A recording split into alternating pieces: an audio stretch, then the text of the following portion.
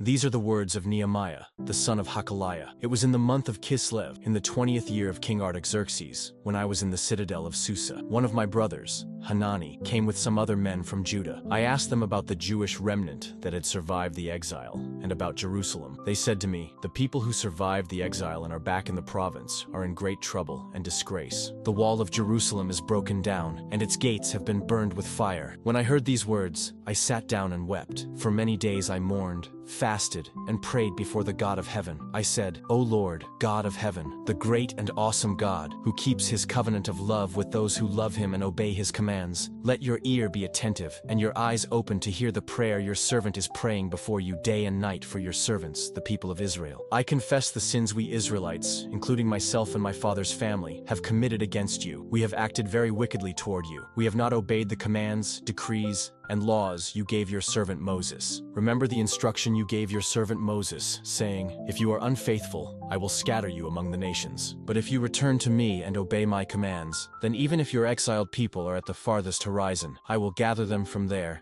and bring them to the place I have chosen as a dwelling for my name. They are your servants and your people, whom you redeemed by your great strength and your mighty hand. O Lord, let your ear be attentive to the prayer of this your servant, and to the prayer of your servants who delight in revering your name. Give your servant success today by granting him favor in the presence of this man." I was the cupbearer to the king. In the month of Nisan, in the 20th year of King Artaxerxes, I took the wine and gave it to the king. Now I had not been sad in his presence before. So the king asked me, "Why does your face look so sad when you are not ill? This can be nothing but sadness of heart." I was very much afraid, and I said to the king, "May the king live forever. Why should my face not look sad when the city, the place of my ancestors' graves, lies in ruins, and its gates have been destroyed by fire?" The king said to me, "What is it you want?" Then I prayed to the God of heaven. And I answered the king, "If it pleases the king, and if your servant has found favor in his sight, send me to the city in Judah, where my ancestors are buried, so that I can rebuild it." Then the king, with the queen sitting beside him, asked me, "How long will you be gone, and when will you return?" It pleased the king to send me, so I set a time. I also said to him, "If it pleases the king, may I have letters to the governors of Trans-Euphrates,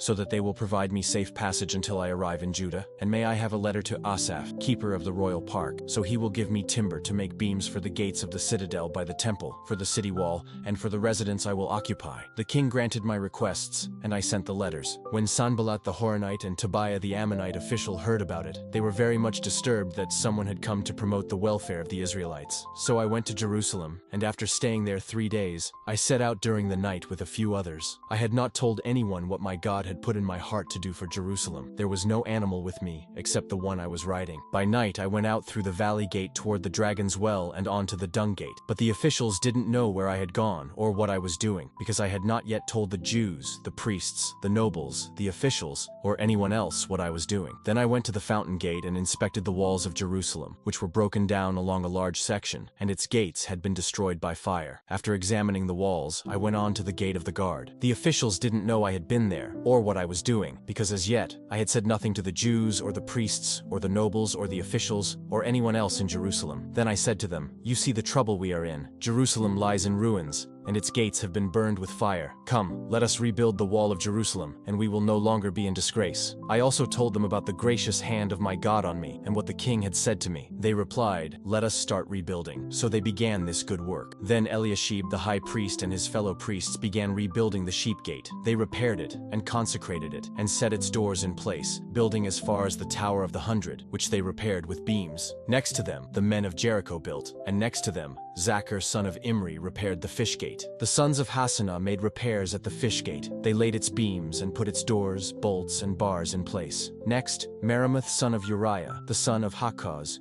repaired the next section. The next section was repaired by Meshullam son of Berechiah, the son of Meshezabel, and Zadok son of Baana. Next to them, the men of Tekoa repaired a section, but their nobles would not put their shoulders to the work under their supervisors. The Tekoites said to their supervisors, "We won't work on your behalf on the wall," because they were afraid of their neighbors. The Jeshanah gate was repaired by Joiada son of Paseah, and Meshullam son of Besodiah. Next to them, Melatiah of Gibeon and Jadon of Maranoth repaired another section, but their nobles did not put their shoulders to the work. The men of Gibeon and Mizpah repaired another section. Baruch son of Zabai vigorously repaired another section from the angle to the door of the guard. The valley gate was repaired by Harhiah and the town of Millo, and the merchants made repairs as far as the tower of the ovens. The old gate was repaired by Hanan and the residents of Zanoah. They rebuilt it and set its doors, bolts, and bars in place. Malchijah, son of Harim and Hashub, repaired the next section. Next to them, the men of Hananiel repaired another section, and the valley gate was repaired by the men of the valley, with the help of the farmers. Above the horse gate, the priests repaired a section. Next to them,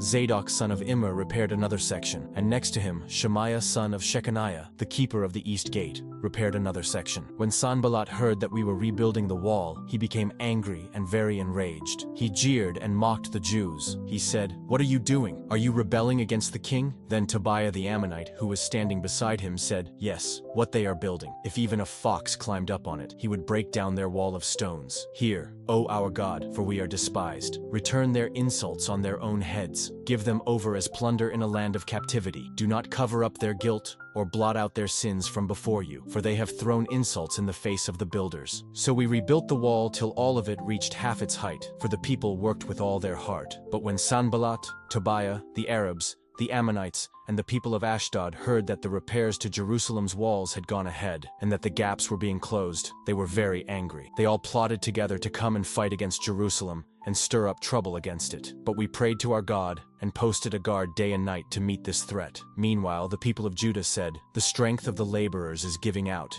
and there is so much rubble that we cannot rebuild the wall." Also our enemies said, "Before they know it or see us, we will be right there among them, and will kill them and put an end to the work." Then the Jews who lived near them came and told us 10 times over, "We will attack you from every direction." Therefore, I stationed some of the people behind the lowest points of the wall, at the exposed places, posting them by families, with their swords, spears, and bows. After I looked things over, I stood up and said to the nobles, the officials, and the rest of the people, "Don't be afraid of them. Remember the Lord, who is great and awesome, and fight for your families, your sons and your daughters, your wives and your homes." When our enemies heard that we were aware of their plot, and that God had frustrated it, we all returned to the wall, each to our own work. From that day on, half of my men did the work, while the other half were equipped with spears, shields, bows, and armor. The officers stood behind the whole house of Judah. Those who carried materials did their work with one hand and held a weapon in the other, and each of the builders wore his sword at his side as he worked. The man who sounded the trumpet was beside me. I said to the nobles, the officials, and the rest of the people, "The work is extensive and spread out, and we are widely separated from each other on the wall. Wherever you hear the trumpet, join us there. Our God will fight for us." At that time,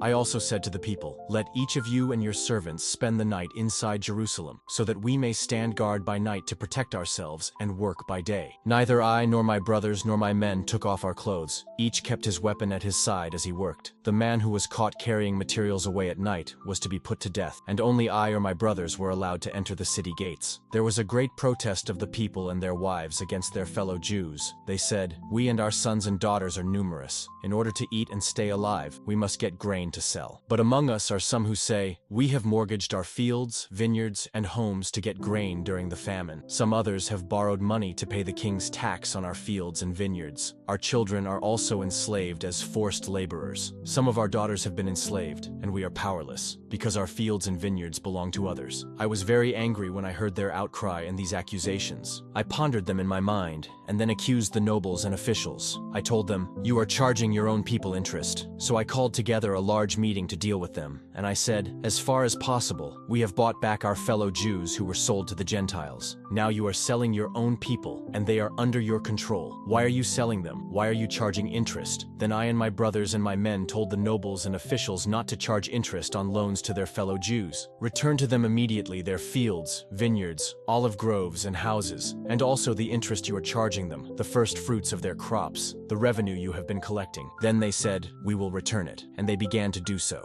I continued to exhort them, and they responded by saying, "We will give it back." And so I called together the priests, and made the nobles and officials take an oath to do what they had promised. I shook out the folds of my robe and said, "In this way may God shake out every man and woman who does not keep this promise. So may such a person be shaken out and emptied." Then all the assembly said, "Amen," and praised the Lord. The people did as they had promised. They generously refused refrained from demanding their fields, vineyards, and other property. That same day, I also said to them, "We are entering a time of great trouble and disgrace. You yourselves are also lending money to your own people, so please stop this usury." When Sanballat, Tobiah, Geshem the Arab, and the rest of our enemies heard that I had rebuilt the wall and that no gaps were left, though up to that time I had not set the doors and the gates, Sanballat and Geshem sent me this message: "Come, let us meet together in one of the villages on the plain of Ono." But they were planning to harm me, so I sent messengers to them with this reply: "I am carrying on a great project and cannot go down. Why should the work stop while I leave it and go down to you?" 4 times they sent me the same message, and each time I gave them the same answer. Then Sanballat sent his servant to me in Jerusalem with an open letter in his hand. In it was written, "It is reported among the nations, and Geshem says it is true, that you and the Jews are planning to rebel, and that is why you are rebuilding the wall. Furthermore, according to these reports, you are about to become their king. You have also appointed prophets to proclaim this in Jerusalem: there is a king in Judah. Now this report will get back to the king, so come, let us meet together." I sent him this reply: "Nothing like what you are saying is happening. You are just making it up out of your head." They were all trying to frighten us, thinking, "Their hands will get too weak for the work, and it will not be completed." But I prayed, "Now strengthen my hands." When I went to the house of Shemaiah son of Delaiah, who was confined to his home, he said, "Let's meet in the house of God, within the temple, and let's close the temple doors, because men are coming to kill you. They are coming to kill you at night." But I said, "Should a man like me run away? Should one like me go into the temple to save his life? I will not go." I realized that God had not sent him, but that he had pronounced this prophecy against me because Tobiah and Sanballat had hired him. He was trying to intimidate me, to frighten me into sinning so they could discredit me. Remember Tobiah and Sanballat, my God, and the prophetess Noadiah, and the rest of the prophets who were trying to intimidate me. So the wall was completed on the 25th of Elul, in 52 days. When all our enemies heard about this, all the surrounding nations were afraid and lost their self-confidence, because they realized this work had been done with the help of our God. Moreover, in those days many nobles of Judah were sending many gifts to Tobiah, and also helping him, because he was very influential. For example, many in Judah were making arrangements to get food to him.